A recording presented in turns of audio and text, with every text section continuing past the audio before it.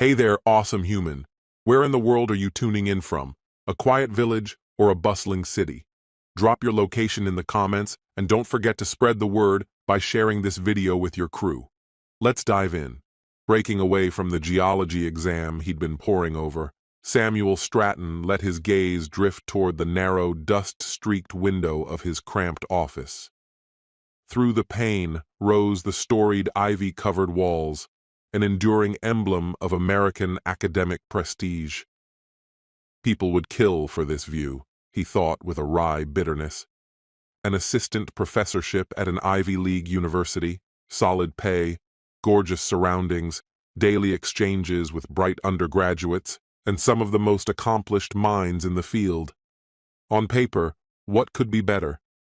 But appearances had a way of lying.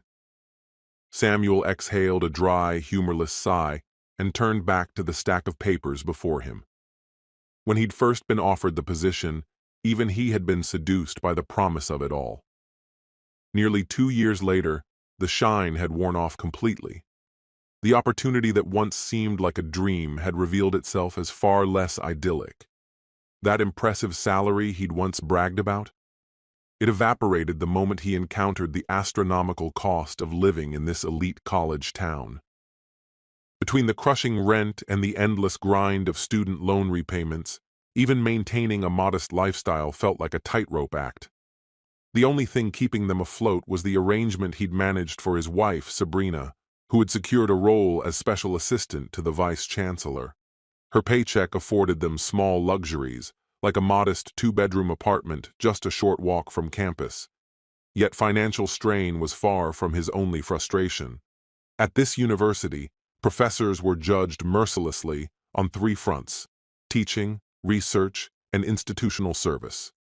For Samuel, that translated to teaching a full course each semester, advising multiple students, producing original research significant enough to land in top-tier journals, and sitting on an endless rotation of committees. The workload was staggering, forcing him into 60-hour work weeks through the academic year. Summers offered no true respite. Freed from the classroom, he was expected to churn out research and publish, the only chance to advance his career. One night, tallying his annual hours, Samuel was horrified to realize that, broken down, his salary worked out to under $30 an hour. I would have been better off skipping grad school and taking an ordinary job after college, he thought, the bitterness thick in his chest. And yet, some stubborn part of him still burned for the mysteries of the Earth's history and the joy of sharing that wonder with students. He drew a slow breath and returned to the exam draft waiting on his desk. The semester was nearly over, and the final needed to be ready soon. The subject matter was second nature to him by now, but the department had adopted a new textbook, which meant every exam had to be aligned with it. That alone was a constant source of irritation. The book's author, Dr. Gray, chair of the geology department, was undoubtedly an authority, and Samuel respected that. But Gray's habit of releasing a new edition every other year felt like a grift. The updates were largely cosmetic, yet they killed the used book market and guaranteed Gray a steady stream of royalties. For instructors like Samuel, it meant constant reworking of lectures and tests, more time stolen from an already overburdened schedule. A sharp rap at the door jolted him from his thoughts. Startled, Samuel glanced at his calendar and cursed inwardly. He'd forgotten a student meeting. Suppressing a groan, he called out, "Come in." The door creaked open, and a pretty blonde student peeked in hesitantly. "Is now still okay for our appointment, Professor Stratton?" she asked in a voice that almost sang.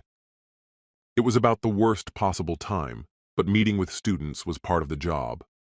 Swallowing his irritation, Samuel gestured for her to sit. As she crossed the room and settled opposite him, Samuel sifted through his memory for the reason behind Tessa Prescott's visit. His feelings toward her were mixed. There was no denying she was attractive and clearly smart enough to get into the university. Yet in his class, she was among the weakest performers. She spent most lectures buried in her phone, eyes glued to social media, rarely engaged with the material. Her grades reflected it. "What can I do for you, Ms. Prescott?" Samuel asked evenly, though he already suspected where this was going. Many students viewed geology as the easy science, easier than chemistry, biology, or physics. Among undergrads, the intro course even carried the mocking nickname Rocks for jocks. Reality usually slapped them in the face by mid-semester. Earth's physical history was anything but simple. Tessa launched into the usual chorus of complaints about her grades, mixed with excuses for why she hadn't performed better. Finally, she cut to the heart of it. "Professor Stratton, is there any way I can raise my grade?" she asked, her eyes locking on him with desperate intensity. "I really can't afford to fail this course." Samuel kept his voice steady. "Honestly, Ms. Prescott, the best path forward is to dedicate more time to studying. I understand geology might not be your favorite, but it needs more effort than you've given it so far." "But there's so much to learn," she protested. "Even if I do well on the final, it won't make up for my earlier grades. Isn't there some kind of extra project I could do? Something for extra credit?" She leaned forward slightly, her tone softening into something almost coaxing. "Are you sure there isn't anything I could do to persuade you to raise my grade, Professor?"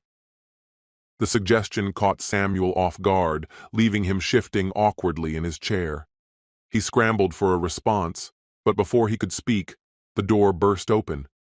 Two other young women stood in the doorway, grinning like they'd walked in on a secret. His teaching assistant and her roommate leaned against the frame, smirks plastered on their faces. "Professor Stratton, aren't we supposed to be going over the lesson plan right now?" the blonde one teased, her tone dripping with implication. "What? Oh, yes, Ava," Samuel stammered. "You're absolutely right. I can't believe I let that slip my mind," Samuel murmured, sounding both sheepish and relieved. Pivoting toward the young woman seated on the couch, he spoke in a quick rush. "My apologies, Miss Prescott. Something urgent has just come up. We'll have to postpone our discussion." Tessa leapt up from her seat, shooting a pointed glance toward the two women loitering in the doorway. "That's fine, Professor," she said curtly, "but I still expect an extra credit opportunity, so keep me in the loop." Without pausing for acknowledgement, she stormed past them, irritation radiating from her stride. Once she was gone, Samuel let out a long breath, shoulders sagging in relief. "Thank heavens you two showed up when you did. She was practically begging me to boost her grade," he added, stunned. "In all my years teaching, I've never had a student try to outright bribe me." His incredulous tone only made the women burst into laughter, their amusement echoing through the office. Samuel frowned at them in confusion. Would someone care to explain what's so funny?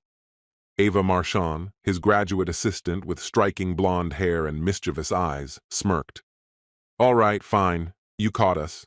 I noticed Tessa's appointment on your calendar and thought you could use a rescue plan.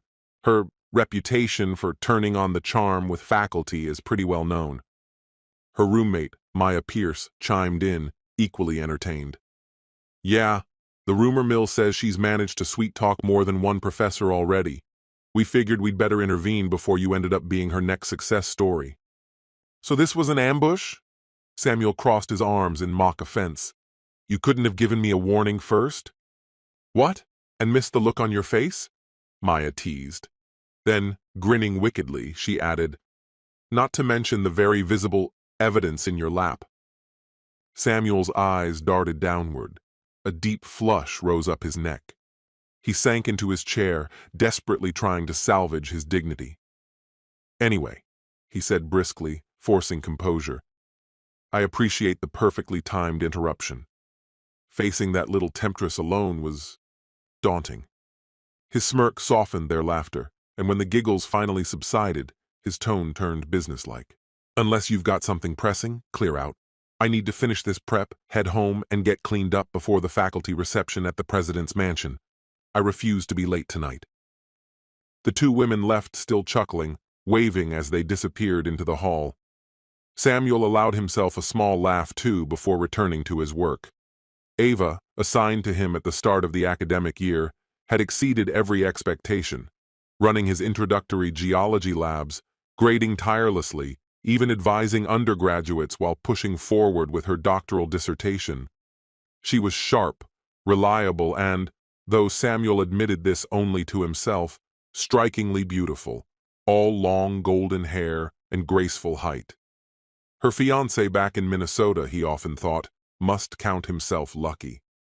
Maya intrigued him as well, though in a different way. She and Ava shared an apartment. Graduate housing was notoriously scarce, and their friendship fascinated him. They were opposites in nearly every respect.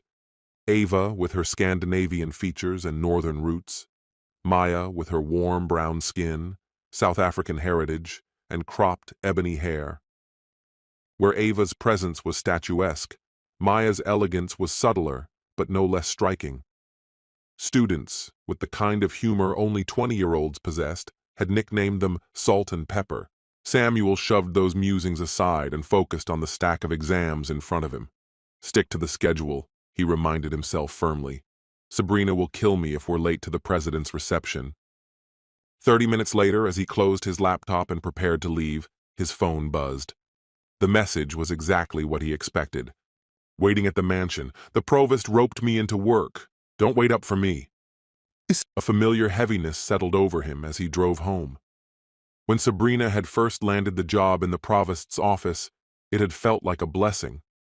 Her salary eased the burden of student loans and allowed for little luxuries his academic paycheck couldn't cover.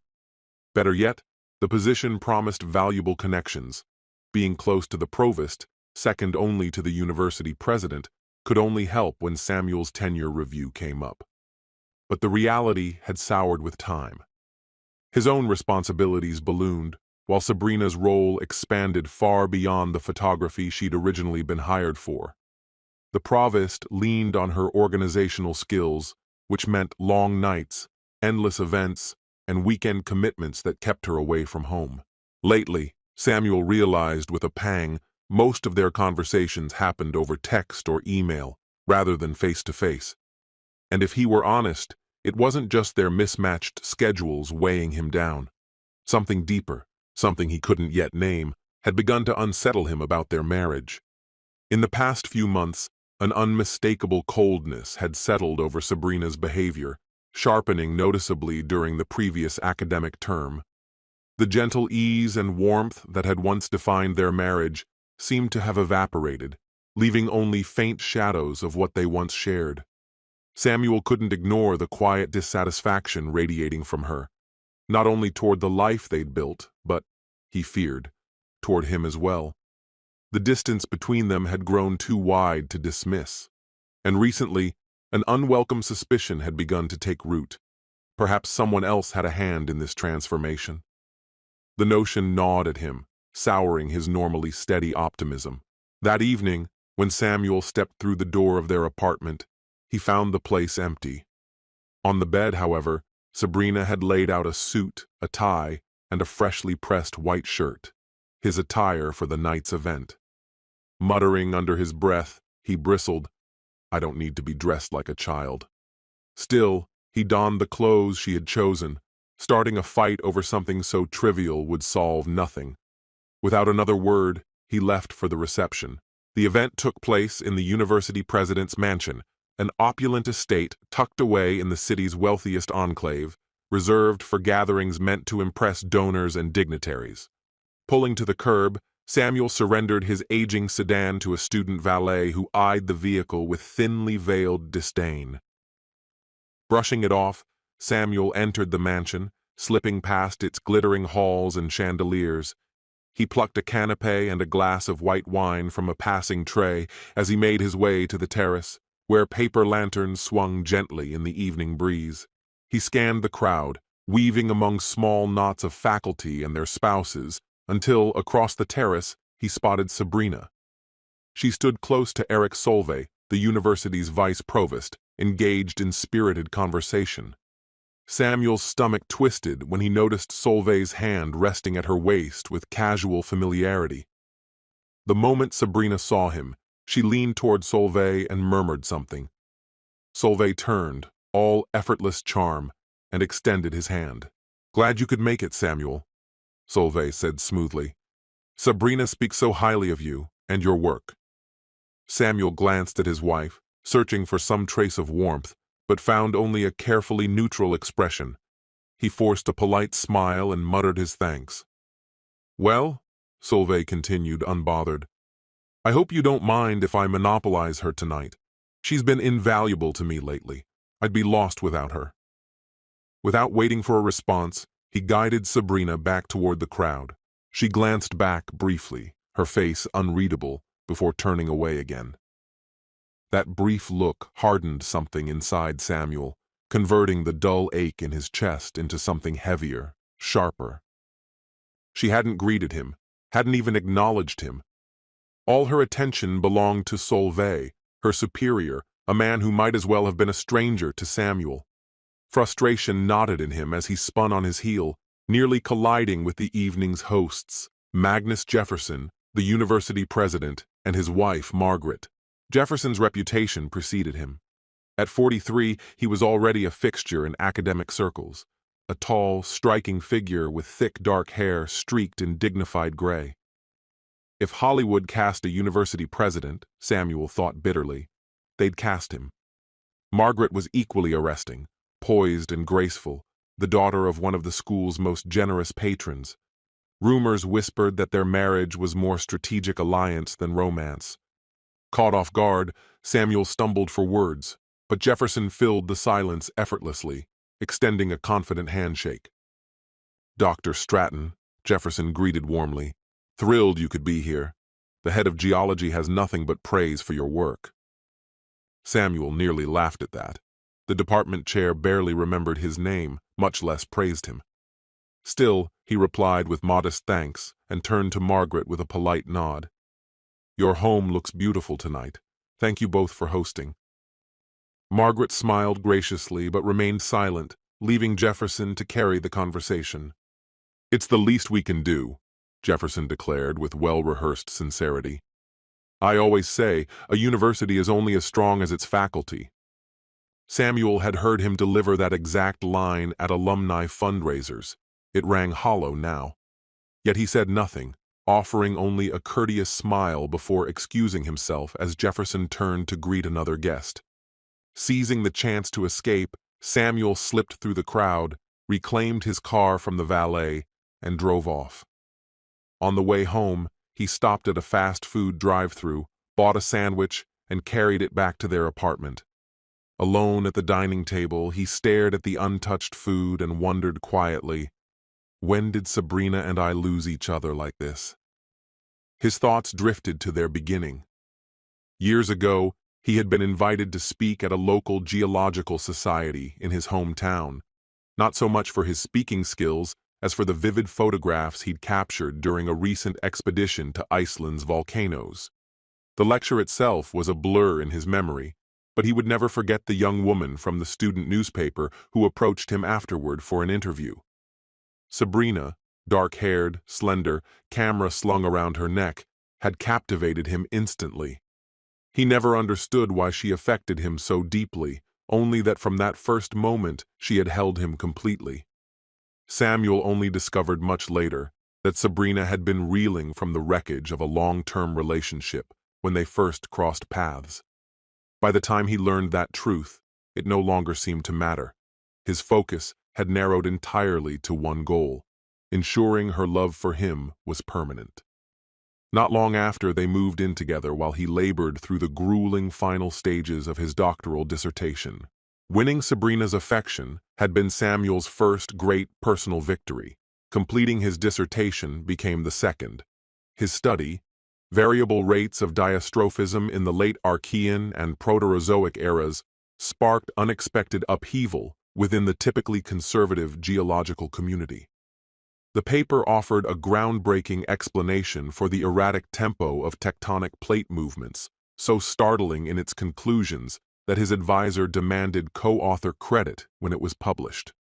Ordinarily, Samuel would have bristled at such a claim. Yet his indignation dissolved almost instantly when, just days later, he received an offer to join the faculty of a prestigious Ivy League institution. To Samuel, that opportunity felt like striking gold. The same evening he signed the contract, he proposed to Sabrina. She accepted with a burst of joy. Their relocation to the celebrated university felt, at first, like the thrilling opening of a new era, a daring leap into the future they had envisioned together. But exhilaration soon gave way to strain. The city's steep living costs blindsided them. Samuel's workload proved relentless, and their attempts to form friendships within the academic circle fell flat. Over time, Sabrina's resentment hardened, and Samuel, crushed beneath his own rising frustrations, found himself helpless to ease her unhappiness. While Sabrina bristled at his endless hours on campus, her own career soon began demanding more and more of her energy. By the time their second year arrived, their professional obligations had carved an unbridgeable gulf between them. What once had been effortless closeness dwindled, first to sporadic intimacy, then to near absence. Samuel could scarcely recall the last time they'd been together. The thought unsettled him, and darker suspicions began to take root. Sabrina's passions had always run deep. What if she was finding that passion elsewhere? The idea gnawed at him, breeding quiet paranoia. One evening, determined to shake off such thoughts, Samuel glanced at his phone. Sabrina's faculty reception had been scheduled to wrap up by 9. It was now edging toward midnight, and she still hadn't come home. The image of the provost's arm draped casually around Sabrina's waist during the event surfaced unbidden in his mind, stoking jealousy. At that exact moment, the sound of a key turning in the lock jolted him upright. Sitting at the kitchen table, he remained silent as Sabrina stepped through the door, unaware of his presence. His eyes scanned her face, her posture, searching for the smallest hint of betrayal.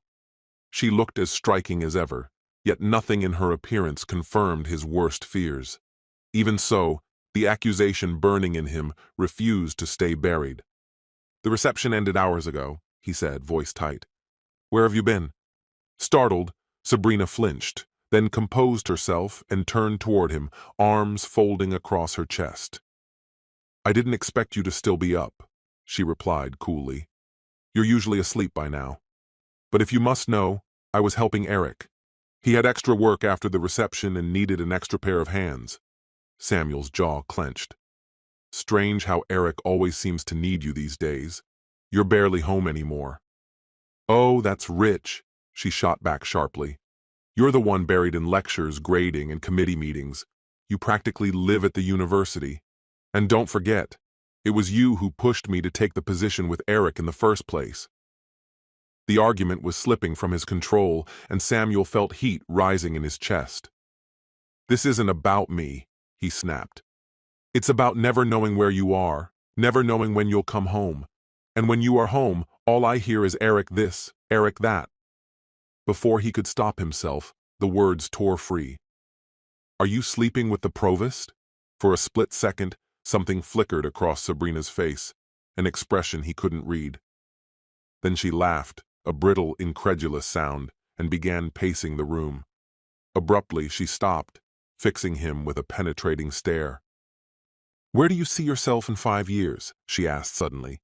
Samuel blinked, caught off guard. "What?" "It's a simple question," she said, her voice laced with irony. "Where do you picture yourself 5 years from now?"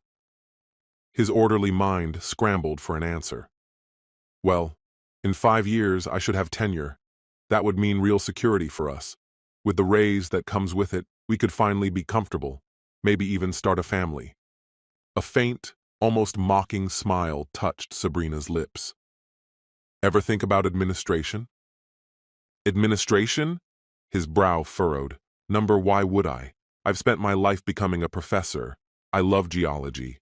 I love the research. Why would I give that up?" "Because it's more powerful," she answered without hesitation. "Administrators are the ones who decide the university's future. They're the ones with influence. You wouldn't be trapped in a lecture hall or buried in a lab for the rest of your life." "I don't understand what you're getting at," Samuel said, frustration creeping into his tone. "This job, this place, is what we worked for together. It's what we dreamed about.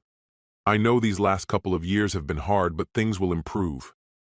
He tried to sound hopeful, but even to his own ears, the optimism rang hollow. She stared at him in silence, her face an unreadable mask. At last, she let out a tired sigh and murmured, "Just forget it. I'm wiped out, and I've got an early shift tomorrow. I'm going to bed." Without waiting for him to respond, she turned sharply and walked down the hallway toward their bedroom, leaving Samuel standing there, stunned and motionless, trying to process what had just unfolded. What was that even about? He thought, as he began stacking dishes from the counter and carrying them to the sink. By the time the kitchen was spotless and he'd changed into his nightclothes, Sabrina was already curled up under the blankets, her back turned toward him. He climbed into bed silently, switched off the lamp, and didn't even attempt to reach for her. He didn't have to. He already knew what she'd do if he tried. When he woke the next morning, the bed beside him was empty. She'd left hours ago. His own schedule didn't begin until later, so he lingered over breakfast before heading into the university. Once in his office, sorting through the piles of papers on his desk, fragments of their argument kept resurfacing in his mind, needling him like splinters. Goals? Expectations? Administration? What had she even meant by any of that? The longer he dwelled on it, the stranger it seemed. She hadn't once answered the question that started the whole fight. In fact, she hadn't even denied the worst possibility gnawing at him. She never said she wasn't cheating, he realized uneasily. At that moment, a familiar voice called from the doorway. "Professor Stratton, am I interrupting?" Maya, one of his students, stepped inside holding a folder. "Ava asked me to drop off the lab report you requested." Samuel felt his mood lighten for just a moment at the sight of her bright smile. He motioned her in with a nod of thanks. "I appreciate it, Maya. And Ava's okay, right? She's not out sick or anything?" "Hardly," Maya replied with a teasing grin. "She's head over heels. When I left, she was on the phone with her mom, planning every last detail of her wedding. Honestly, I don't know how she manages to focus on classwork at all." "Good for her," Samuel said, smiling faintly. "Give it a few months, though. The honeymoon phase doesn't last forever." "Uh-oh," Maya teased, one eyebrow lifting. Was that bitterness I heard? Trouble in paradise? He regretted letting his private frustrations slip the second the words left his mouth. The last thing he needed was students, anyone, really, catching wind of his personal life. Forcing a laugh, he shook his head. "Nothing like that. Just a badly timed joke about how fast things change. Anyway, thanks for helping her out, and me too."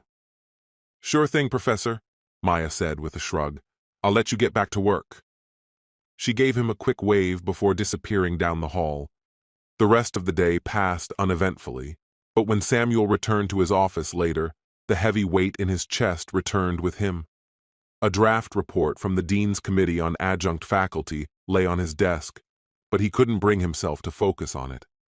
Thoughts of Sabrina eclipsed everything else. So when Perry Ryan showed up at his door and suggested grabbing a drink, Samuel didn't hesitate. He shoved the report aside and followed Perry to a quiet tavern just beyond campus. Perry, a fellow geologist a few years older, had been one of the first people to welcome him to the university. Though they might have been competitors for tenure, Perry had never treated him that way. If anything, he'd been more like an older brother than a rival. Samuel realized he might be the only real friend he'd made there. Their wives, Sabrina and Perry's wife Camilla, were both striking women of similar age. The two men had tried several times to get them acquainted, but the efforts never really took. Sabrina and Camilla just didn't seem to click. Samuel had always assumed it wasn't personal, but lately he couldn't help wondering if Camilla's status as an adjunct professor had been a factor. Serving on the Dean's Committee had opened Samuel's eyes. Adjunct faculty carried the university on their backs, yet were treated as little more than expendable labor. Nearly 3/4 of the teaching staff fell into that category, paid per course, denied benefits, and living with constant job insecurity. Whole classes could be cut without warning, leaving adjuncts scrambling just to survive. Some even qualified for food stamps. No wonder Camilla avoids faculty mixers, Samuel thought grimly. Why mingle with people who have everything you've been denied? But tonight, none of that mattered. Tonight, it was Sabrina occupying every inch of his mind. After a few minutes of small talk over their beers, Samuel finally leaned forward. "Look, Perry, I've got a situation at home, and I really need an outside perspective." He laid it all out. The arguments, the strange remarks, the gnawing suspicion that wouldn't let him sleep. Finally, he admitted in a low voice, "I think she might be having an affair." With the provost, Perry's head snapped up, his eyes darting around the bar. He lowered his voice to a whisper. "Careful saying things like that. A place like this, students, faculty, rumors spread like wildfire. One photo, one overheard conversation, and you've got a scandal you'll never put out." He took a long drink, then said evenly, "Honestly, it doesn't sound likely. From what you've told me, you two are hitting a rough patch, sure, but every marriage does. Right now, all you've got are doubts, no proof." Challenging Sabrina outright about possible betrayal would almost certainly drive a wedge between you, one that might never be bridged. But for a moment, let's imagine your suspicions are correct. Assume Sabrina truly is straying. Would that be the cataclysm you believe it to be? Would tearing the marriage apart serve you better than simply choosing not to acknowledge it? And consider what comes with divorce. The staggering financial hit, the drawn-out legal battle. Wouldn't it make more sense to stay silent? Let her fling burn out on its own, rather than resign yourself to years of alimony until she decides to marry someone else? Samuel stared at Perry, unable to believe what he was hearing. "So you're saying I should just let it slide? Pretend none of this is happening?" "That's exactly what I'm saying," Perry replied, his voice disturbingly level. "It's just sex, Samuel. Why give it more weight than that?" Samuel recoiled at the suggestion. "I can't do that, Perry. That's not who I am. When Sabrina and I stood in front of our families and made those vows, I meant every word. I've kept them, even when it wasn't easy." A flicker of memory, Tessa Prescott's lingering smile, crossed his mind, unbidden. "I expect Sabrina to do the same." Their conversation spiraled, looping endlessly without resolution. Neither man budged. Eventually, they left each other in silence, both clinging stubbornly to their own truths. When Samuel finally walked into his house later that evening, surprise met him at the door. Sabrina was already home. More shocking still, dinner waited, warm in the oven. For the first time in weeks, they ate together without tension, chatting about university gossip and department rumors as though nothing had come between them. This feels like before, Samuel thought wistfully. After they cleaned the kitchen, he retreated to his study to finish the report he owed the dean's committee. Hours slipped past unnoticed. When he finally returned to the bedroom, the living room stood in darkness.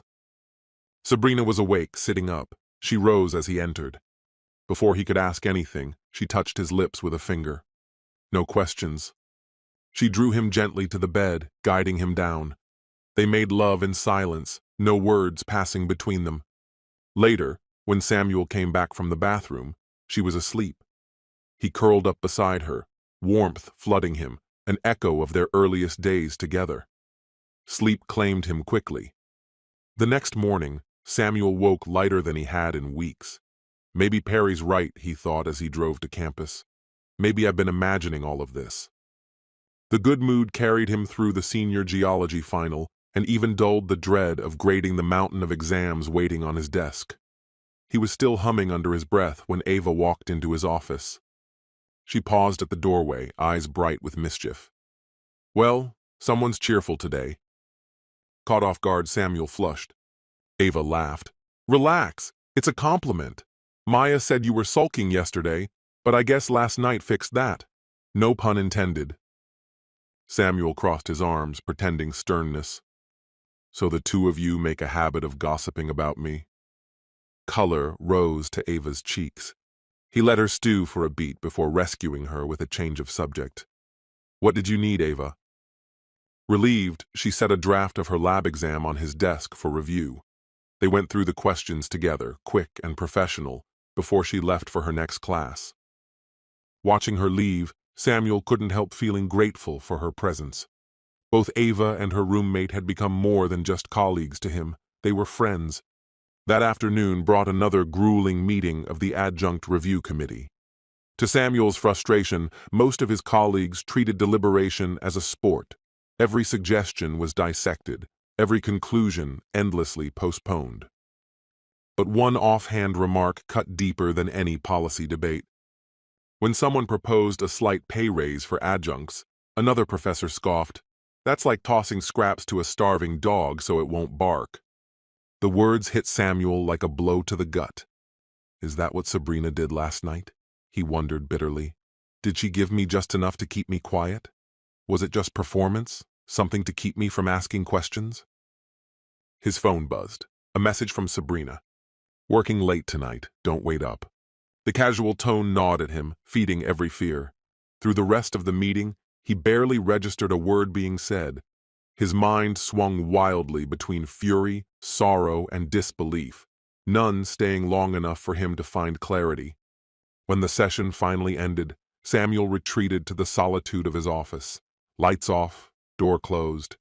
He sank into his chair, head in his hands. "I can't believe this," he whispered to the empty room. "If she's not cheating, why is she acting this way? But if she is, how do I prove it? She won't admit anything. And if I'm wrong, I'll destroy everything. But if I'm right, I don't know if I can survive it."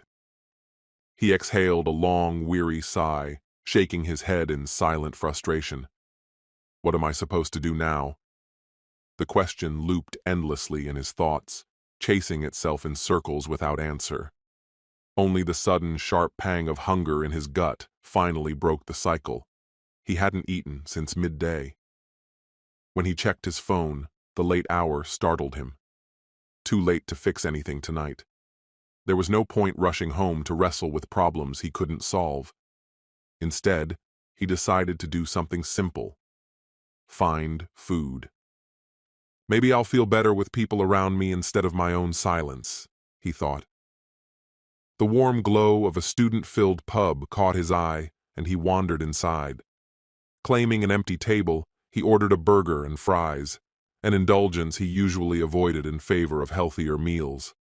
Tonight, however, discipline seemed meaningless. Halfway through the greasy comfort of his meal, his phone rattled loudly against the tabletop. For one irrational heartbeat, he hoped it might be Sabrina, but the number flashing on the screen was unknown. He answered anyway. The voice on the other end was so frantic, so jagged with panic, that it took him several seconds to recognize it.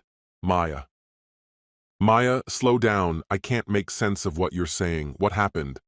"It's Ava Marchand!" she cried between ragged breaths, nearly hysterical. She's completely losing it. I've never seen her like this. Please, you have to come. I don't know what to do." Samuel was already fumbling for his wallet as he stood. "Calm down and tell me. What happened to her?" "It's her fiancé," Maya gasped.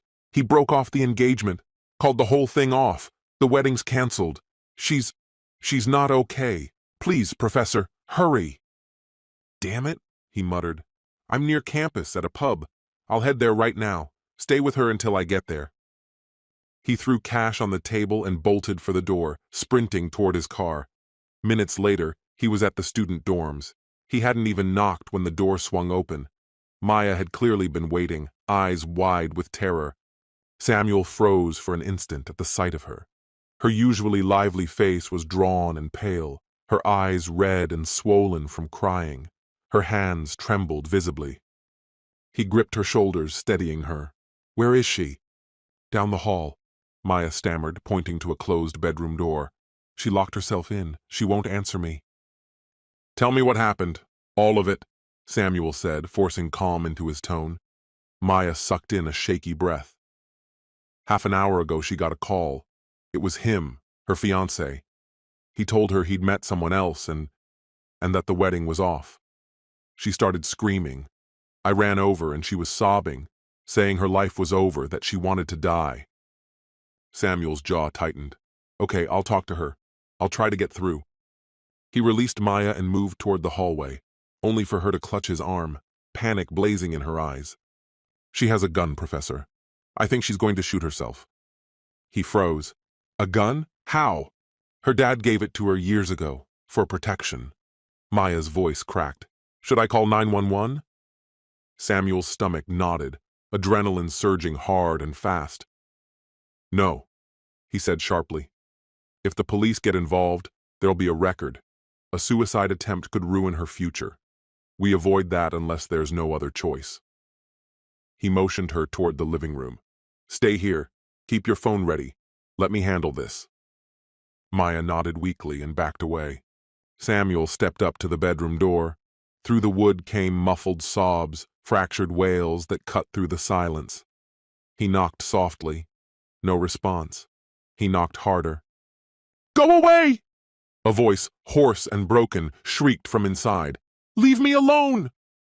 "Ava, it's me, Professor Stratton," he called gently. "It's Samuel. Please open the door." The sobbing slowed to shallow whimpers. Footsteps shuffled toward the door, then retreated. No further sound followed. He tried the handle. Unlocked. Slowly, he pushed the door open. Ava stood on the far side of the bed, pale and trembling. In her shaking hand, an automatic pistol gleamed under the dim light. When she saw him, she jerked the weapon upward instinctively. "Who else is here?" she demanded, voice raw and frayed. "No one but me," Samuel said quietly. "Maya's outside. She's terrified for you. Please, put the gun down." Fresh tears streaked Ava's face. "Number, I can't. It's over. Everything I ever cared about is gone. There's nothing left worth living for." The gun wavered wildly in her hand as sobs racked her body. "Ava, listen to me," Samuel said, voice low but steady. "You can't do this. Too many people love you. Too many people would be shattered if you were gone." "Robert doesn't!" she spat, bitterness lacing every syllable. "He cheated on me the entire time I was away at school. I was so stupid." "No," Samuel said firmly. "You're not stupid. You're lucky you found out now, before it was too late." At his words, her head snapped up in disbelief. "Lucky? You dare say I'm lucky?" Her scream cracked, raw with fury. For a heartbeat, Samuel truly feared she might pull the trigger. "Yes, lucky," he burst out, desperate to calm her spiraling rage. "Because now you see Robert for who he really is. You're fortunate you learned the truth before marrying him, before finding out too late what kind of man he is. Trust me, Ava," he added urgently, "discovering it afterward is far worse." His gaze stayed fixed on the trembling gun in her hand. He noticed the safety catch, still engaged, and silently wondered if she even knew. The way she waved the weapon, erratic and unsteady, suggested she didn't. Quietly, he prayed she wouldn't figure it out. Her sobs turned ragged, her voice breaking beneath the crushing weight of despair. "My life is ruined, every dream I ever had, gone. There's nothing left for me anymore." "That's not true," Samuel barked, harsher than he intended. The sudden sharpness of his tone startled her. She froze, tears streaming down her face. Sensing her hesitation, Samuel seized the moment. "You're not alone, Ava. People care about you. People need you. You can't just throw them away. Your family still needs you." "Maya needs you," he whispered more softly. "I need you." Ava stared at him, stunned, confusion flickering through the tear-soaked haze in her eyes. Hoping he was breaking through, Samuel pressed on gently. "I know you're in pain, but you don't really want this. You don't want to die, and you don't want to hurt me either." He extended his hand slowly toward her. "Give me the gun. We'll figure it out together." His voice stayed low, steady, as he edged around the bed. Ava trembled, the barrel wavering between them. Then, with a choked sob, her arm dropped to her side, limp and defeated. In one swift movement, Samuel snatched the gun from her slack fingers. He set it on the dresser, well out of reach, and pulled her into his arms. She collapsed against him, sobbing harder than before. Over her shoulder, he caught sight of Maya standing in the doorway, face pale, eyes wide with fear.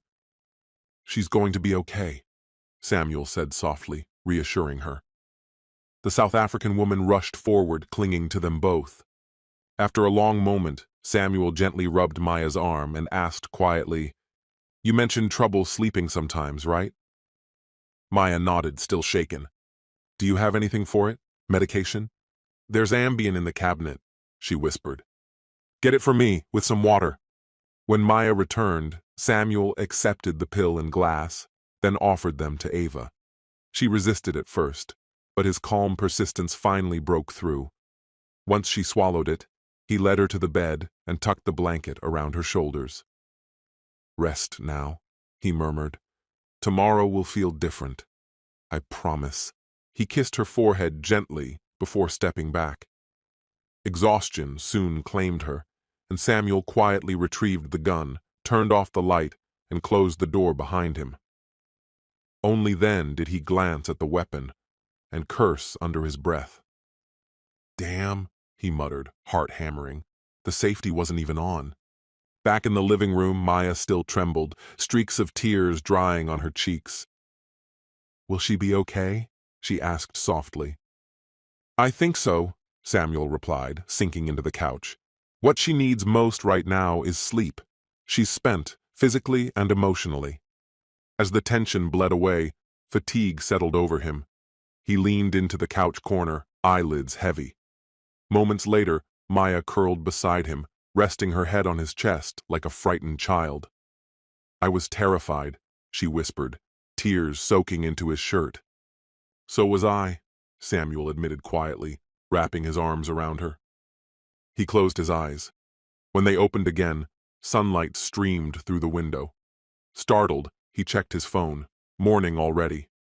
Carefully slipping out from beneath Maya without waking her, he tiptoed toward Ava's room. She was still fast asleep. Then a realization hit him. He pulled up his calendar and swore. Damn, her lab paper's due today. Hurrying back to the couch, he gently shook Maya awake. "Maya," he whispered urgently. "Ava's got a lab final this morning. She's still out. I'm not waking her. I'll take care of it. No one outside her students will even notice, and they won't care." Maya sat up, eyes wide with disbelief. "You're incredible," she murmured. "I don't even want to think about what would have happened if you weren't here last night. Ava's lucky to have you. Honestly, so am I." Samuel flushed, looking away. "Anyone would have done the same," he muttered. When she started to protest, he cut her off quickly. "Look, I should go. If I hurry, I can get home, clean up, and still make it to the geology lab. When Ava finally stirred, make sure she gets something to eat, and let me know how she's holding up," he instructed quietly. Just as he was about to step outside, a thought struck him: Ava's gun. Pausing, he retrieved it and offered Maya a faint, reassuring grin. "I'll keep this with me. Better safe than sorry." Maya followed him to the doorway. Before he left, she wrapped him in a firm embrace. "Thank you, Samuel. Honestly, thank you for everything." Driving home, Samuel felt a brief glow of pride. He had done the right thing, no question. But as the events replayed in his mind, that pride soured into unease. What had possessed him to lunge for a loaded weapon in the hands of someone unraveling? Sabrina will never believe this, he thought bitterly. And with her name came the familiar ache. Every argument left unresolved, every silence stretching too long. At the next red light, he reached for his phone, scanning for messages. Nothing. No calls, no texts from Sabrina. Seriously? I was gone all night and she didn't even check? Does she even care anymore? By the time he reached the apartment, frustration sat heavy in his chest. He showered quickly, changed clothes, and prepared to leave for the university.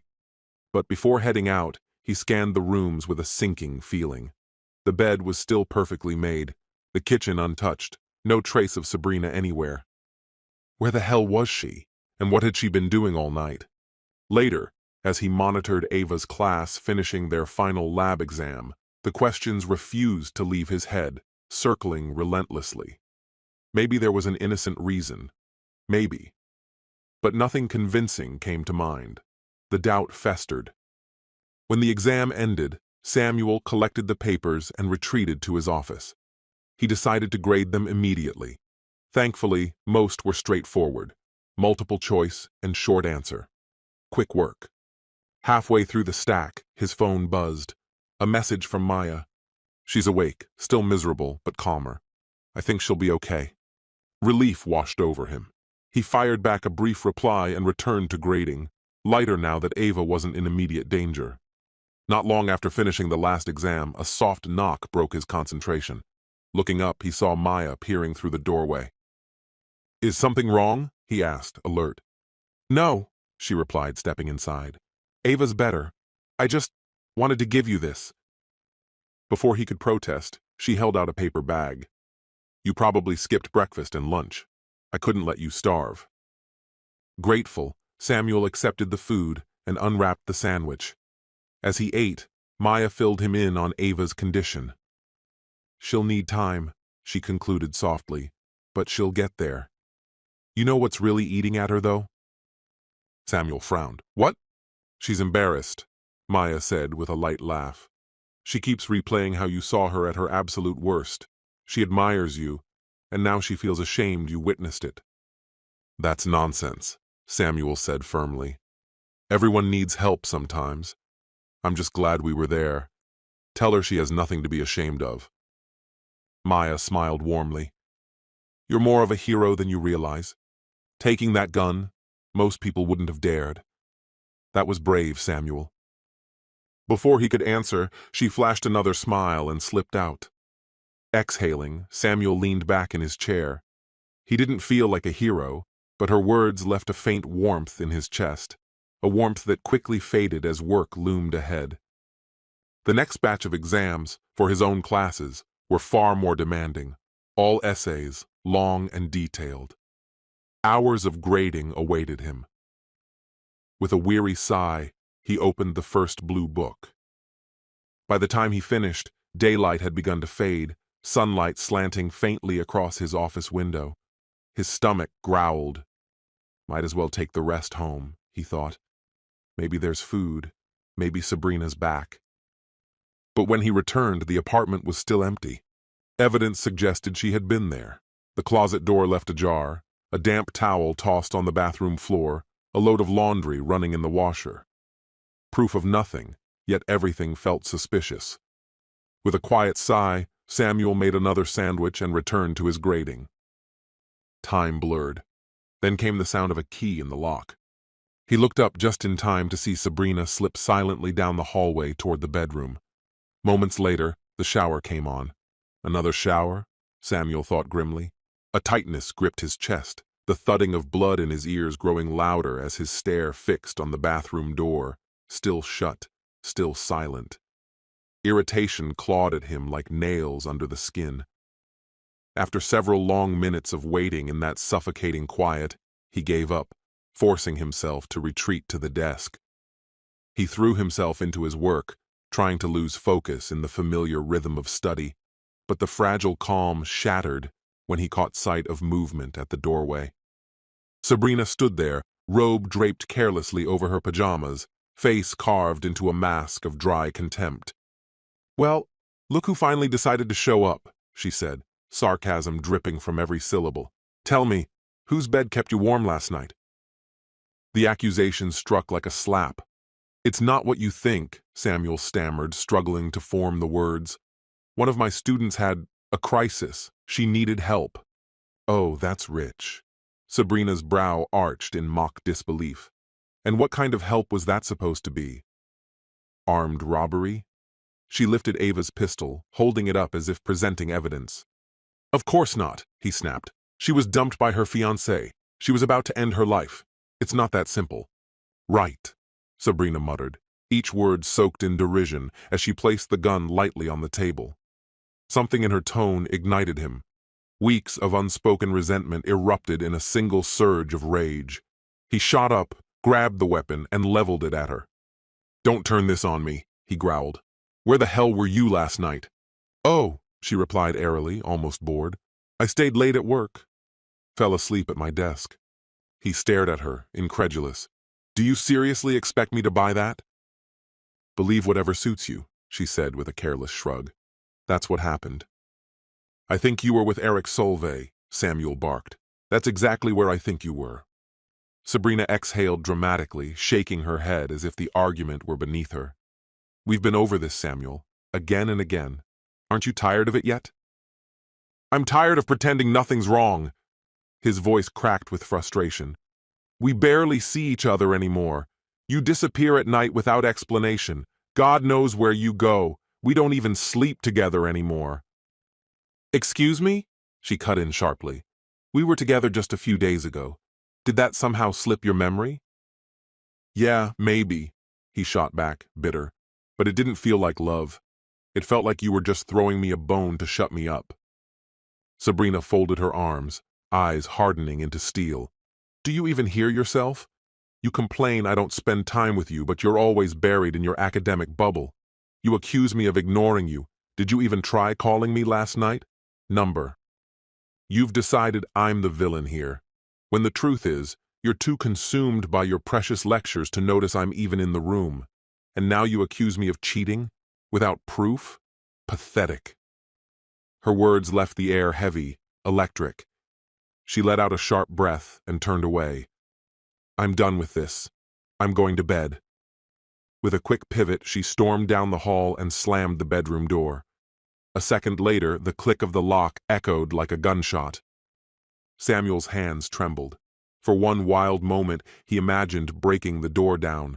But reason, cold, unforgiving, stopped him. One call to the police, one accusation of threat, and his career would be over. Yet suspicion gnawed at him, relentless. Something about her behavior felt wrong. Anyone could see it. Still, she wasn't wrong either. He had no evidence, only instinct and jealousy. And it felt as though she was daring him to prove her wrong. What options did he have? Following her around wasn't realistic. Hiring a private investigator was laughable. And even if he somehow dug up nothing, would that mean she was innocent? He doubted it. But he also knew he had to consider the possibility. In defeat, he turned toward the kitchen. The pile of ungraded exams loomed on the counter, a reminder of obligations he could barely stomach. Not tonight. Not with this hanging over him. With a weary flick of the light switch, he collapsed onto the couch in the living room, too drained to drag himself to bed. Morning came with a sharp ache in his back and shoulders, the couch's brutal springs punishing him for another night spent there. I can't keep doing this, he muttered, voice hoarse. He stretched, glanced toward the bedroom, and found it empty. Door wide open, Sabrina gone without a trace. Again, no note, no explanation, no idea when or if she would return. I can't live like this anymore, he whispered under his breath. He showered quickly, dressed, stuffed the exams into his bag. They would have to be graded at the office. The university had been clear. Grades were due, no excuses. A missed deadline now could derail everything when tenure decisions came. By the time he reached campus, he sealed himself inside his office and lost himself in the sea of blue books. 2 hours passed before a soft knock broke the silence. Come in, he called, weary. The door opened to reveal Maya, slender and tentative, offering a cautious smile. I know you're drowning in work, she said. I won't stay long. She placed a cup of coffee and a brownie on his desk. Thought you could use a little rescue. A tired laugh escaped him. You might have just saved my life. Haven't eaten all morning.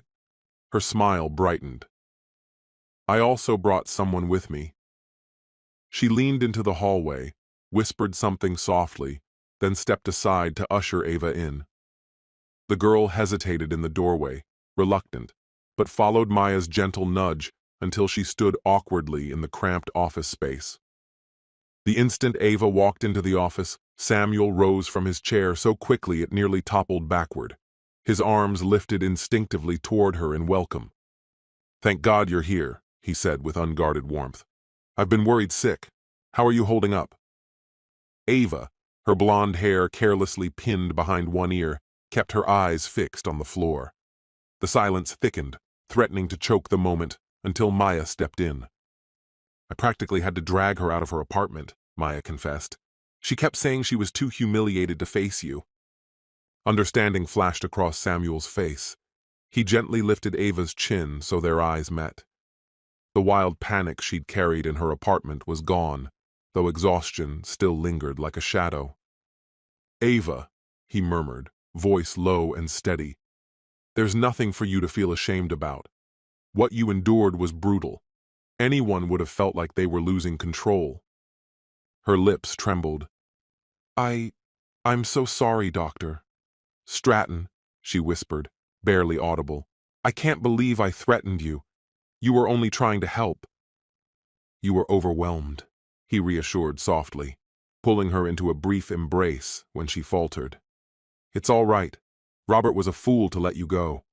One day he'll realize what he lost, but by then, you'll have found someone far better, someone worthy of you. When he released her, his hands remained firmly on her shoulders, anchoring her gaze to his.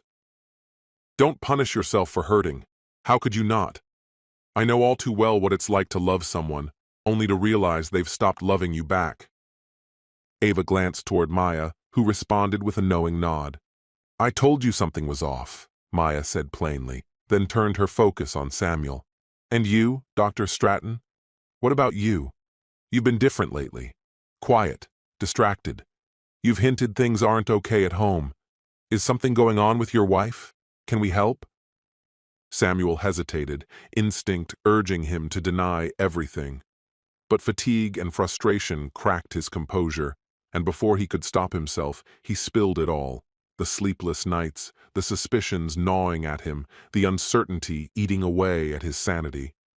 As his story unfolded, the two women exchanged increasingly troubled looks.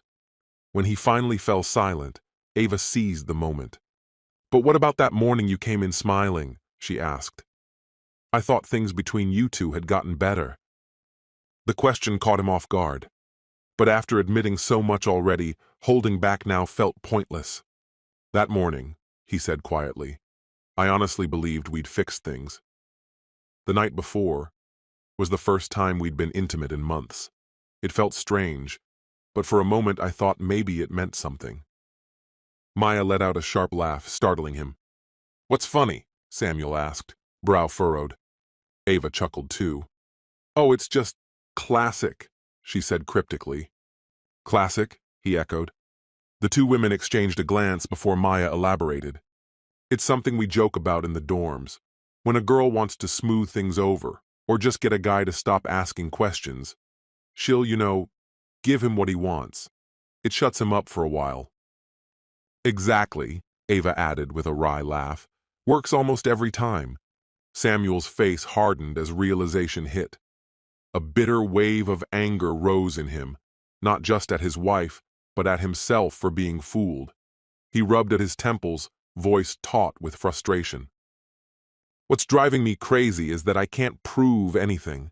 Everything about her behavior screams she's involved with her boss, but she denies it. And without proof, there's always that sliver of doubt. It's eating me alive. Couldn't you hire a private investigator? Maya suggested. Someone who could follow her, take photos. Those guys charge a fortune, Samuel muttered. And if whatever she's doing happens on campus, an outsider wouldn't get close enough anyway. He exhaled heavily. I'd follow her myself if I didn't have piles of grading waiting for me. Ava and Maya shared a look, a silent plan forming between them. Then let us do it, Ava said, her voice tinged with daring. We know Sabrina's face. We know every corner of campus. Next time you suspect something, we'll tail her for you. No. Samuel's refusal was sharp, almost harsh. Absolutely not. I won't drag you into this mess. If anyone saw you or started asking questions, it could explode in all our faces. Okay, but hear me out, Maya countered calmly. We wouldn't do anything reckless. No breaking into offices, no eavesdropping on doors. Just casual watching, where she goes, who she meets. That's it. Then we report back. Please, Ava added softly. You've done so much for me, Dr. Stratton. Let us do something for you. Samuel faltered, torn between protest and exhaustion. I don't know. I need to think about it. At that moment, his phone buzzed. One glance at the screen darkened his expression. He turned the display toward them and read aloud. Don't wait up for me tonight. She's doing it again, he muttered bitterly. 3 days before graduation and she's suddenly working late every night. What's so urgent? The weight of disappointment hung heavy in the room. Samuel exhaled sharply, eyes moving from Maya to Ava. Fine, he said at last. If you're serious about playing detective, follow her. I've got exams to grade. I'll sort this out and get back to you, Maya said firmly, her voice brooking no argument. Whatever's happening here, I need to uncover it myself. The risk should be mine, not yours. Agreed? Before Samuel could respond, both women leaned in simultaneously and planted quick kisses on his cheeks, leaving him startled. Go focus on your exams, Professor, Ava teased, a faint smile tugging at her lips. Leave the detective work to us. We've got it handled. With that, the two women headed off together, their voices fading into animated whispers about how to trace Sabrina's movements. Left alone in the quiet office, Samuel turned back to the teetering stack of graded assignments on his desk. A flicker of unease crossed his mind. Had he made a mistake involving them at all? But he reassured himself. At least it would keep Ava distracted from her own turmoil. By the time he uploaded the last grades to the university's online portal, night had settled fully over the campus. He checked everything twice, ensuring there were no errors, then picked up his phone and tapped out a quick message to Ava. What's happening? Where are you? The reply came not as a text, but as a call, Maya's name flashing across his screen. We're outside Elliott Hall, she whispered urgently. She just went in, Samuel said, already on his feet. I'm coming now. Elliott Hall, the university's imposing administrative hub, loomed ahead in the moonlight, its 3 stories of gray stone and Romanesque arches casting long, cold shadows across the lawn. Beneath the spreading branches of a massive maple, he spotted Ava and Maya waiting. We've been tailing her all day, Ava murmured when he reached them. Nothing unusual, until just now. She stepped outside to take a call. I couldn't get close enough to hear, but she looked almost excited afterward. Then she came straight here. That's when you texted. We didn't follow her inside, Maya admitted quietly. 2 students poking around in there would have been obvious. You did the right thing, Samuel assured them. I'll handle it from here. Go home. Rest. Ava gave a reluctant nod, but Maya caught his arm, eyes searching his face. Promise me you're not about to do something reckless. His reply was a grim half-smile. I'm not looking for revenge, just the truth. I'll call when I know more. Still uneasy, they turned and walked toward the graduate dorms, glancing back several times before vanishing into the dark. Samuel mounted the marble steps and slipped through the front doors of Elliott Hall. The lobby was silent, echoing faintly with the hum of fluorescent lights. He bypassed the elevator, too loud, and headed straight for the stairs. He knew this building well. The provost's suite lay at one end of the top floor. The president's offices occupied the other. If Sabrina was meeting the provost, stealth would be essential. At the 3rd-floor landing, he eased the stairwell door open and scanned the corridor. Empty. Carefully, he patted down the polished hallway, making sure his shoes barely whispered against the marble. The reception door to the provost's office yielded easily under his touch. Inside, the front desk sat vacant. Unsure of what awaited beyond, Samuel hesitated, until a faint sound reached him from the inner office. A soft moan. A woman's voice. His heart thudded in his chest as he crept toward the brass-plated door marked Provost's office. Pressing his ear against it, he listened. The noises came again, low, urgent, unmistakable. The slap of flesh meeting flesh, animal-like grunts. Fury surged through him, a primal roar rising in his throat. For a heartbeat, he considered storming in, confronting Sabrina and her lover outright. But Maya's warning echoed in his memory, tempering his impulse. Instead, he eased the door open a fraction and peered inside. What he saw confirmed his fears and twisted them into something stranger. The provost was bent over his desk, rutting violently into a woman with long brown hair cascading forward like a veil. The desk shuddered beneath their movements. The provost's guttural noises bordered on feral. Samuel lifted his phone, set it to record, and captured the incriminating scene. At least now I know, he thought bitterly. Then the provost yanked the woman's hair back, revealing her face, and Samuel froze. It wasn't Sabrina. It was Camilla, Perry's wife. Shock rattled him. If the provost was sleeping with Camilla, maybe Sabrina's secrecy wasn't what he thought. But then, why all her vanishing acts? Why the evasions? None of it made sense. Retreating silently, he shut the door and slipped back into the hallway. His mind reeled with questions he couldn't yet answer. A sudden ding shattered the silence. The elevator. Someone was arriving on the floor. Footsteps followed, along with a laugh he knew instantly. Sabrina. Panic jolted him into motion. If she, or worse, both Sabrina and the provost, saw him here, he was finished. He sprinted down the corridor, testing door after door in desperation. All locked, until, at the far end, his hand found one without a knob. It creaked inward. He slipped inside, pulled it shut, and stood in pitch darkness, chest heaving.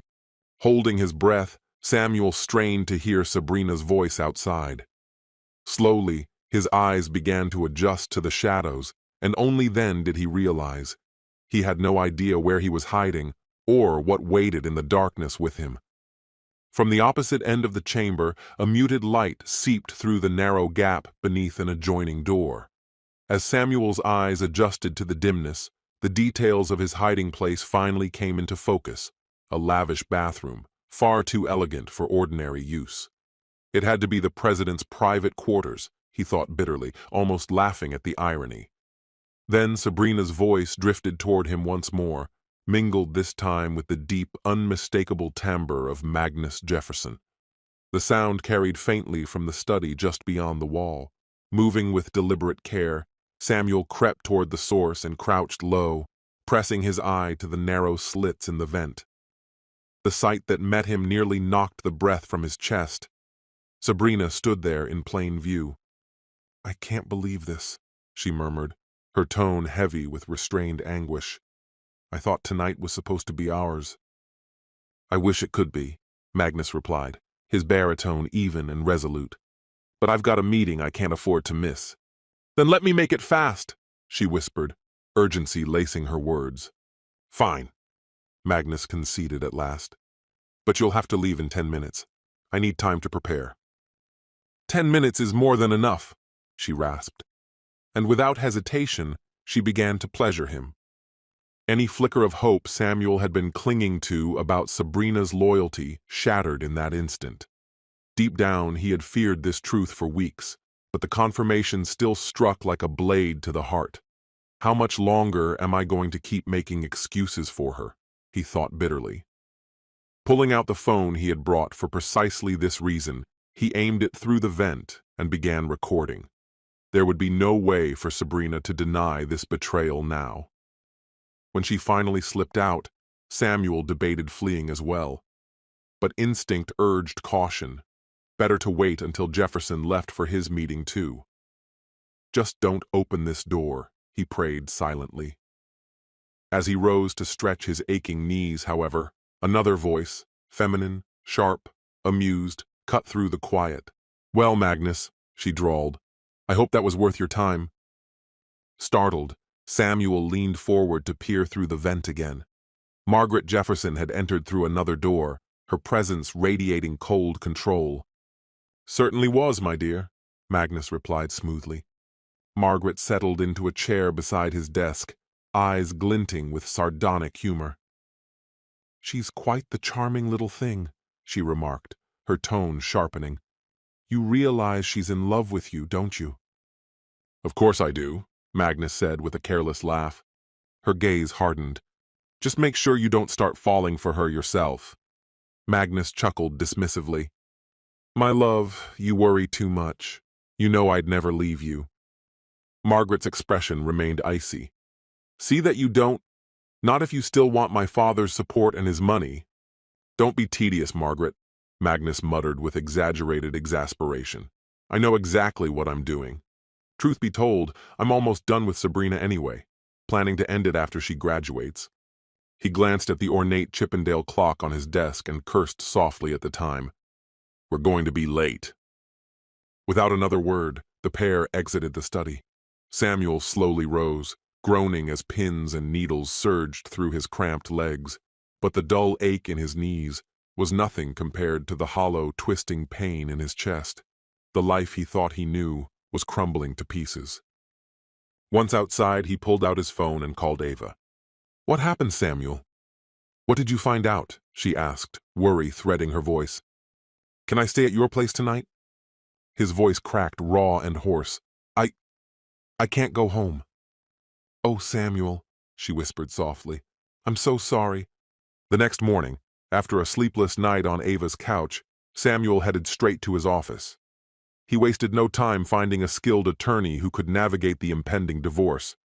Now that the truth about Sabrina was undeniable, reconciliation was out of the question. The lawyer listened attentively as Samuel recounted everything, weighing each detail carefully before assuring him the paperwork could be filed within the week. She provided pointed advice on safeguarding his assets, prompting Samuel to immediately open a separate bank account, transfer funds from their joint accounts, cancel shared credit cards, and revise his insurance coverage. The act of taking control offered a faint flicker of relief, but it could not silence the hollow ache of loss. His marriage was collapsing, and the future he had imagined was gone forever. By the time he finished tying up loose ends, only one conversation remained, one he could no longer postpone. As Samuel prepared to leave his office, Perry Ryan stepped out of his own. Hey, Samuel, Perry called. Did you get all your grades turned in on time? Samuel sighed inwardly. He had hoped to avoid this moment, but with Perry standing there, he couldn't walk away. If I really am his friend, Samuel thought grimly, I owe him the truth. Without another word, he stepped into Perry's office and closed the door behind him. What's wrong? Perry asked, startled by Samuel's grave expression. Perry, Samuel began slowly, last night I was in Eric Solvay's office. How's the provost doing? Perry asked casually, though Samuel thought he saw something flicker in his friend's eyes, something he couldn't quite read. Samuel drew a steadying breath. I don't know how else to put this, so I'll just say it. Solvay and Camilla, they're having an affair. Perry stared at him in silence. Uneasy, Samuel continued. I know it sounds insane. You probably don't believe me. But they didn't know I was there, and I recorded it. I can show you the video. Perry rubbed a hand over his mouth, anxiety etched into his features. After a long pause, he said quietly, No, I don't want to see it, Samuel. What? Samuel blinked, stunned. I already know, Perry said flatly. I've known since the beginning. Samuel reeled, disbelief washing over him. You knew? And you didn't do anything? What kind of husband are you?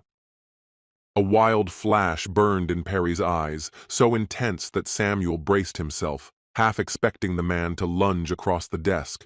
But in an instant the fury collapsed, and Perry fell heavily into the nearest chair, shoulders sagging under invisible weight.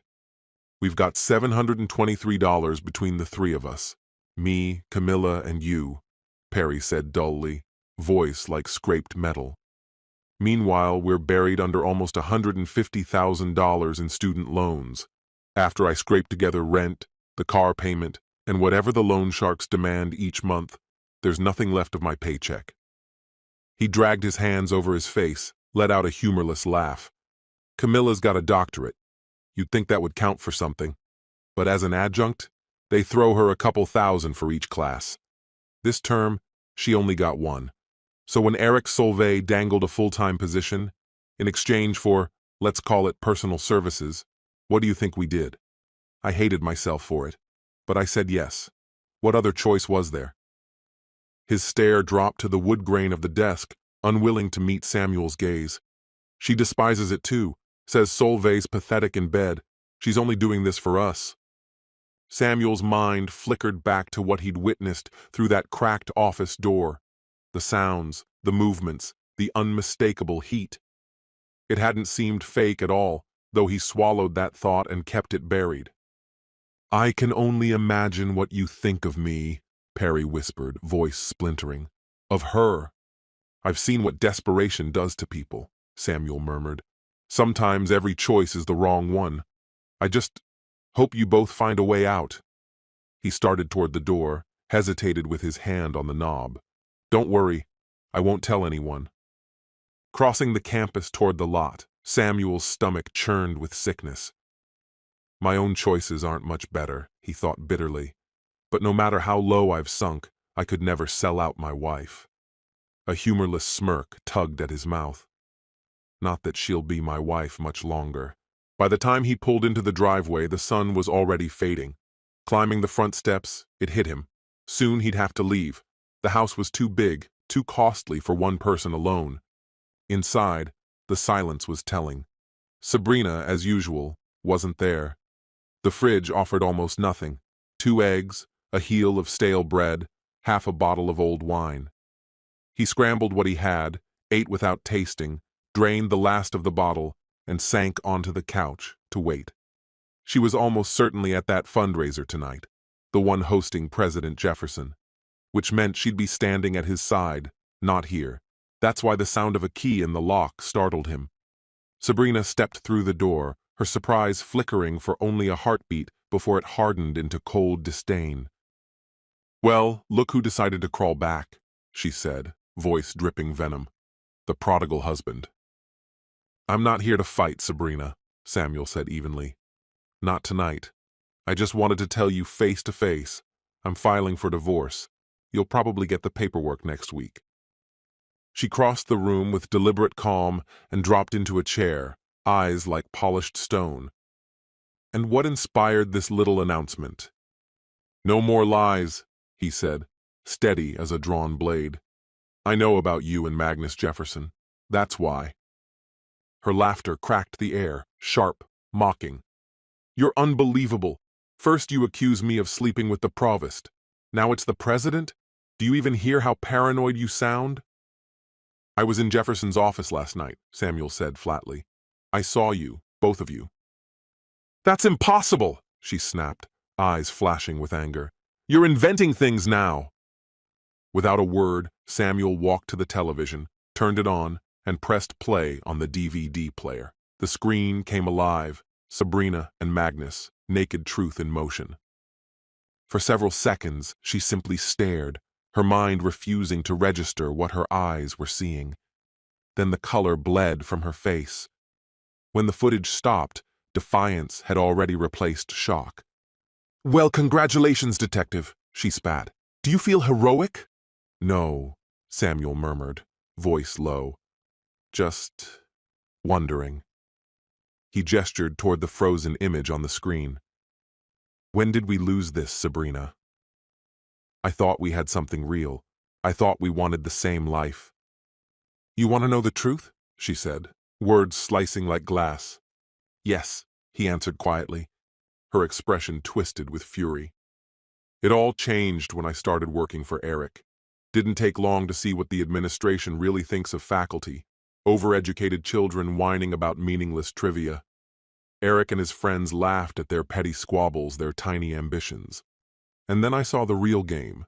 The donors, the billionaires funding every building, the corporate giants tossing around research grants, the politicians whispering in back rooms.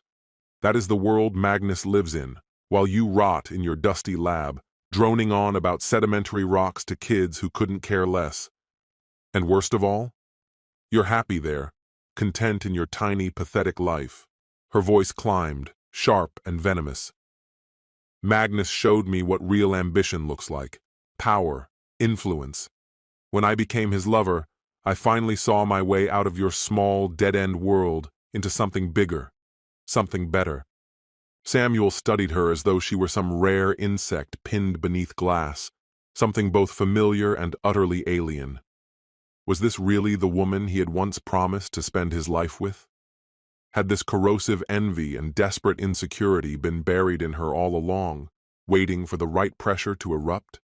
Or had the university, this relentless crucible, warped her into someone unrecognizable? In the end, he realized numbly, the cause no longer mattered. She lifted her shoulders in a dismissive shrug. "If divorce is what you're after, don't waste time waiting on me," she said, voice sharp and cold. "It'll save me the trouble of filing first. Magnus and I will be together sooner that way. He's leaving his wife after graduation anyway, and once you're gone, I'll finally be Mrs. Magnus Jefferson." Samuel let the silence stretch, measuring her with an unreadable stare. His reply, when it came, was even and controlled. "There's something you need to hear." He pressed play on his recorder. Margaret Jefferson's voice filled the room, tinny yet unmistakable. Samuel kept his gaze locked on Sabrina rather than the screen, gauging her reaction. At first, disbelief flashed across her face, as if her world were collapsing too suddenly to comprehend. But as the words continued, her bravado unraveled. Her eyes widened. Horror flooded her features. By the time the recording ended in an abrupt silence, her composure had shattered completely. She crumpled, sobbing. Samuel rose without pity. "I'm leaving," he said flatly. "Stay here tonight if you must, but be gone by the end of graduation." Slinging his packed bag over his shoulder, he paused at the door just long enough to add, "And don't bother trying to sneak into the president's mansion." His voice cut like ice. Then he stepped into the hallway. Sabrina's strangled scream followed him out. The drive back to the graduate dorms was wordless. When Maya opened the door at his knock, she immediately wrapped him in a comforting embrace. "How did it go?" she asked softly. "Exactly as badly as you'd think," he muttered. Saturday dawned. Graduation day. Among the faculty, there was a long-standing joke. Only death by falling from the bell tower excused absence from the ceremony. Samuel couldn't afford the risk of appearing unprofessional, not when tenure was on the line, so he forced himself into the stiff academic regalia. The gold-trimmed hood draped over the black robe made him feel like an oversized bumblebee, but tradition always trumped dignity. The central quadrangle had been transformed into a ceremonial arena. Neatly aligned folding chairs blanketed the lawn, all facing a raised stage built for the faculty and keynote speakers. Samuel's eyes flicked up the steep stairs leading to the platform, idly wondering how many graduates had already tripped in pursuit of their diplomas. Above, the sky was impossibly blue.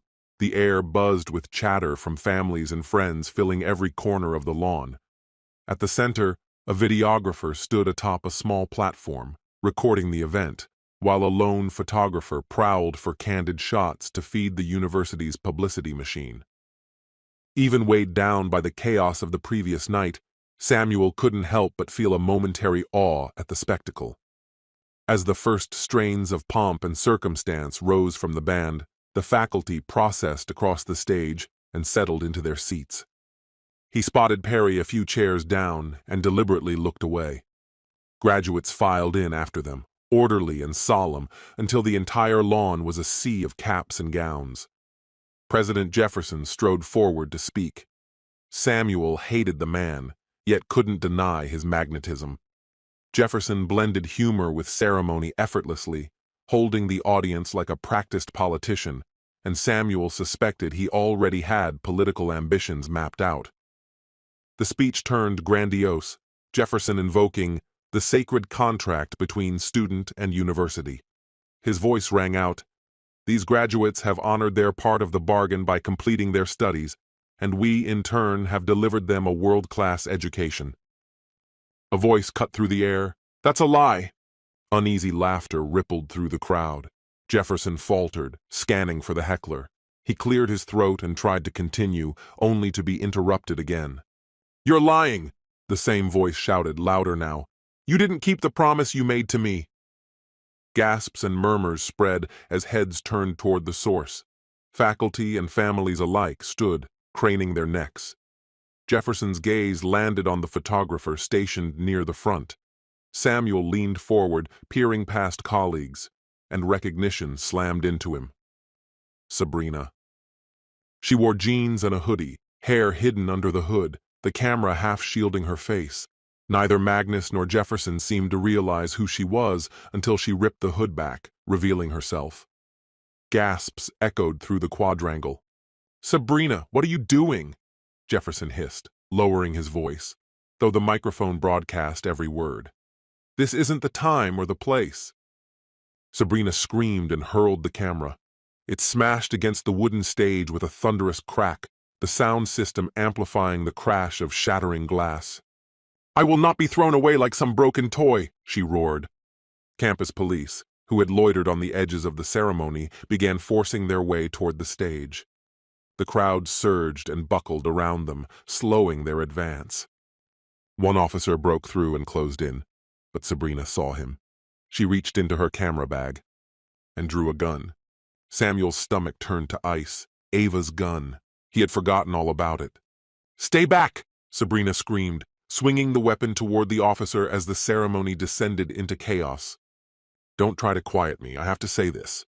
In the farthest corners of the courtyard, people craned their necks to see. Those standing closer to the raised platform already knew what was happening. A single cry cut through the noise. "She's armed!" The warning rippled outward like a shockwave, sending the crowd surging backward in a panicked wave. At the center of the chaos, Sabrina leveled the pistol at Jefferson, her body twisting toward the mass of stunned faces. "He lied to me!" she screamed, her voice hoarse with rage. "He swore he'd leave his wife. He swore we'd be married." Jefferson clung to the lectern as if it were the only thing keeping him upright, his eyes wide and vacant.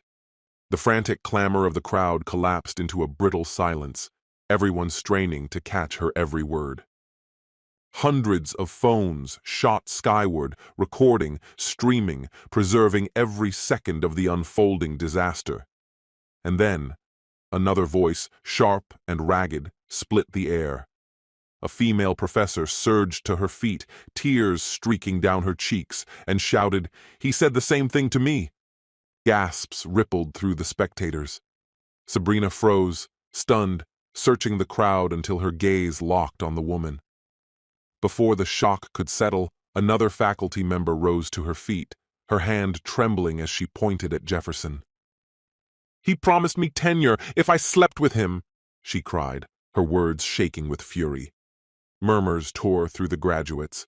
From somewhere among them, a student scrambled onto a folding chair and yelled, "He told me he'd erase my loans." Each revelation slammed into the gathering like a drumbeat, the accusations building, one atop another, unstoppable. Sabrina's head snapped back and forth, dizzy with the flood of voices, everyone condemning Jefferson, everyone exposing a new betrayal. "You liar!" she shrieked at last, her throat raw. "You lied to all of us!" Jefferson edged toward her, one hand raised. "Please, Sabrina, listen to me. It's not what you think."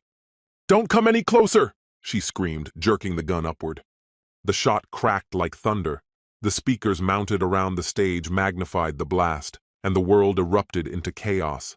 Shouts, screams, bodies ducking and scattering in every direction. Jefferson stood frozen for a half-second, disbelief etched across his face. Then his eyes dropped to the crimson blooming across his academic robe. His hand fluttered helplessly to the wound, confusion overtaking him. Slowly, almost weightlessly, he collapsed onto the stage. Through the pandemonium, Samuel forced himself forward, fighting every instinct to turn and flee. "Don't run! Don't you dare run!" He clambered over overturned chairs, shoved past screaming students, and climbed toward the stage. Sabrina was kneeling beside Jefferson's body, the pistol dangling slack in her hand. "What have I done?" she whispered, voice hollow with shock. "Sabrina!" Samuel shouted, desperate. Her head jerked toward him, eyes glassy and unfocused. A security guard barreled up the opposite stairwell, weapon drawn. Her face shifted in an instant, grief melting into grim resolve. She glanced at Samuel one last time, then swung the gun toward another target. Another shot tore through the air. Ava dropped to the floor. The story consumed national headlines for weeks. The first shooting alone would have shocked the country, but the investigation that followed unearthed horrors few could have imagined. The truth unraveled like a rotten rope. Magnus Jefferson had woven himself into a network of illicit affairs with both students and faculty. Worse still, his wife's involvement soon came to light, her own conduct no less predatory. As the scandal deepened, sordid details emerged: bribery, coercion, blackmail, promises dangled like bait, favors traded for silence. Most damning of all was the revelation that Eric Solvay, the university's provost, had orchestrated much of it, recruiting victims, protecting Jefferson, exploiting them himself. The abuse spanned years, safeguarded by administrators too cowardly or complicit to intervene. Public outrage was swift and merciless. The university's leadership collapsed under the pressure. Resignation swept through the upper ranks. Trustees convened frantic emergency meetings and issued apologies that rang hollow. Elliott Hall, the heart of the scandal, was condemned and slated for demolition, but symbolic gestures could not contain the fury. One image defined the tragedy: a student standing on a chair, shouting accusations mid-ceremony. It spread like wildfire online, a meme and rallying cry paired with headlines blaring, "President, Provost, Predator." In their scramble to bury the scandal, the university dismantled its old hierarchy and adopted sterile corporate titles. They gutted their endowment to create a compensation fund for victims, plunging the institution into financial ruin. Samuel was swept away in the fallout. His lawyer negotiated a settlement, 7 figures, in exchange for his resignation. He signed without hesitation. He couldn't stomach staying. The whispers, the stares, the memories, they would cling to those walls forever. He also filed suit against Eric Solvay, but his attorney urged against it. "Don't," she warned. "There are dozens of cases already pending. He's fighting them all. Even if you win, you'll never see a dime. His legal fees will strip him bare." Samuel's jaw tightened. "I don't care about the money. I want answers. I want to know what happened with him and Sabrina, where this nightmare began." The lawyer studied him for a long moment before speaking. "If you really want the truth," she murmured, "there may be another way." Weeks later, Samuel faced Solvay across a polished conference table in a silent room. The surface between them gleamed like glass, broad and impersonal. As part of their agreement, Samuel had dropped his lawsuit and signed a non-disclosure, 1 hour of honesty, no more, no less. He studied the man before him. Solvay, once a figure of untouchable power, looked diminished, hollow-eyed, unshaven, aged far beyond his years. For the first time, Samuel allowed himself a bitter flicker of satisfaction at the sight of his fallen adversary. His replies to Samuel's interrogation were drained of all vigor, a hollow monotone stripped of conviction or hope. Samuel, listening, felt nothing resembling pity. When pressed to explain how the spiral had begun, Solvay admitted the first slip had come years earlier. A doctoral candidate had traded intimacy for the promise of a scholarship. That incident, he confessed, revealed the leverage he possessed. From that point on, when another attractive student crossed his path, he didn't wait for subtle offers. He initiated them himself. The woman hadn't protested when he made his intentions clear. Their arrangement stayed hidden until the night Magnus Jefferson stormed into Eric's office and caught them mid-act. Humiliated, the adjunct fled in tears, and Solvay braced for immediate dismissal. But instead of outrage, Jefferson demanded every sordid detail of Solvay's conquests. When Solvay finished recounting them, the university president's response stunned him. Jefferson wanted to take part. "Did anyone ever turn you down? Try to expose you?" Samuel asked. Solvay stared at him as if the question itself was absurd. "And who would they convince?" he sneered. A struggling grad student against the university president. No one would believe them. He went on, voice flat. These students were desperate. We held everything they needed: scholarships, degrees, letters of recommendation. Why refuse? Some even thought it was a reasonable bargain. Samuel's lip curled with disgust, yet one question still burned. Tell me this. How did Sabrina get dragged in? What hold did you have to turn her into Jefferson's mistress? Solveig shook his head. There was no coercion. She went to him of her own will. Samuel could only stare, hands tightening into fists at his sides. The truth, at last, lay bare before him. And yet there was no triumph in knowing it, only a bitter hollowness. The two people he loathed most were already beyond his reach. Solveig himself barely mattered anymore. Disgrace and ruin awaited him regardless. Without a word, Samuel shoved his chair back and walked out. Some pasts weren't worth clinging to. Days later, Perry Ryan found him boxing up the remnants of his office. So it's true? You're really leaving? Perry asked. I figured with the leadership change you might stick around. No, Samuel said, voice level. The university wanted me gone, and they paid well to make it happen. Honestly, I'm relieved. Too many ghosts here. He paused, glancing at Perry. What about you? Any plans? I'm staying, Perry replied. Camilla and I finally paid off our student loans. Life feels quieter now. And your marriage? Samuel asked softly. You two doing all right after everything? Yeah, Perry answered without hesitation. We're good. That's all behind us now. A fleeting image of Camilla surfaced in Samuel's mind, but he forced it aside. I'm glad to hear that, he murmured. Got another job lined up? Perry asked as Samuel sealed a box with tape. No, Samuel said. The major universities aren't exactly banging on my door, and even if they were, I wouldn't take it. I've had my fill of academia for one lifetime. So what then? Retiring early? Not exactly, Samuel said. I'll keep working, just not for anyone else. The settlement money's enough to bankroll an expedition of my own. Perry's brow rose. Samuel pulled a bound dissertation from the box and handed it over. You remember my theory about shifting tectonic forces shaping the continents? Samuel asked.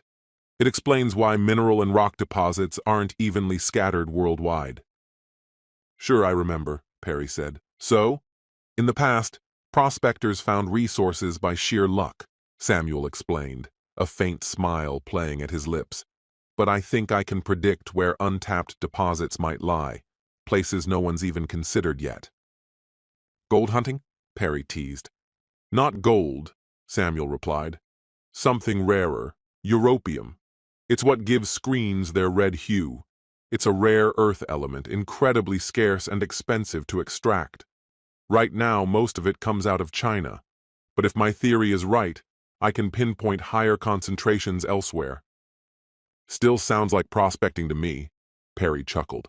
How long are you planning to be gone? 6 months, give or take, Samuel answered. Perry shook his head with a faint smile. Good luck, man. I couldn't do it. That kind of life, all that solitude. Samuel's own smile was faint but certain. I doubt I'll be lonely. He turned toward the cliff's edge, carefully stepping down the narrow path, moving toward whatever waited for him beyond the horizon. The moonlight spilled faintly over the rocky trail ahead, just enough for him to judge his footing. Each step was measured and deliberate. The last thing he wanted was to stumble onto a loose stone, or worse, one of the venomous creatures that prowled under cover of night once the desert heat gave way to cool darkness. I finally got through, he called as he neared the circle of firelight where the others were gathered. There's a helicopter coming at first light. It'll take us to the next range. He hesitated, almost as if remembering something important at the last second. Oh, and I heard from Ava. She's back from the honeymoon, he added quietly, his tone softening. And she asked me to send her love to everyone. His shoulders sagged with a muted sigh, and his gaze drifted toward Moss, his expression shadowed. I still can't believe she went back to Robert. After everything that man's done, I don't understand how she can stand to look at him, let alone trust him again. Maya gave a small shrug, her voice low and thoughtful. I get it, she said softly. But love, it doesn't always follow reason. Her words struck something deep in Samuel, tugging at memories of the past year with Sabrina, a chapter of his life he thought he'd buried for good. The flicker of pain that crossed his face didn't escape Maya's notice. Without speaking, she closed the short distance between them and laid a gentle hand on his arm. "Oh, Samuel, I'm sorry," she murmured, almost stumbling over the words. "I didn't mean to bring that up." "It's fine," he said softly, cutting her off with a faint smile as he slipped an arm around her waist. "Every now and then something stirs the bad memories, but not as much anymore. Honestly, I'm okay right now." Her features softened as she rested lightly against him. "And what's making you so okay, Professor Stratton?" she teased, though there was warmth threaded through her voice. He smiled, the fire's glow catching in his eyes. "First, being here with you," he said, simply and sincerely, drawing a quiet laugh from her. "Second, being about as far from those ivy-covered halls as a man can get."